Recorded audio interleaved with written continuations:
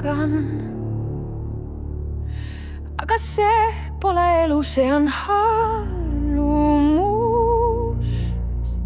Nagu kell, mis tiksub, väga ei tea, mis kuupäev on. Iga hingetõmme on nagu mägi, mida ma üritan ronida, et öelda, ma olen veel siin. Miks sa hingad nii raskelt, armas? Kas sellepärast, et oled kandnud maailma, mida keegi ei märka? Ma hingan, aga ma ei ela, mu kopsud on täis sõnu, mida ma pole julgenud öelda. Mu rind on täis hirme, mis ei mahu enam vaikusesse.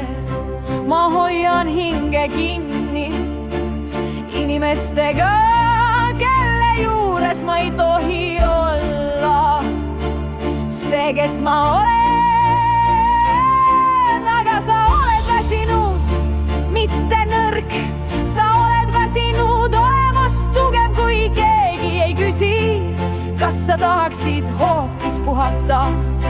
Ma igatsen hingata nagu laps, ei selleks, et vastu pidada.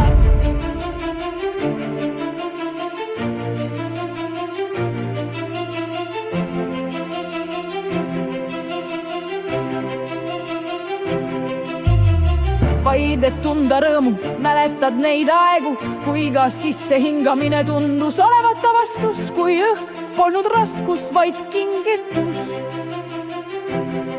Sa ei pea alati puhuma elu teistesse, sa võid ka ise sisse hingata, sa võid ka ise olla eluallikas. Ehk ma ei olegi katki, ehk ma olen lihtsalt väsinud unustamast, et ma elan, et elu pole ainult hingata, vaid ka tunda hinge.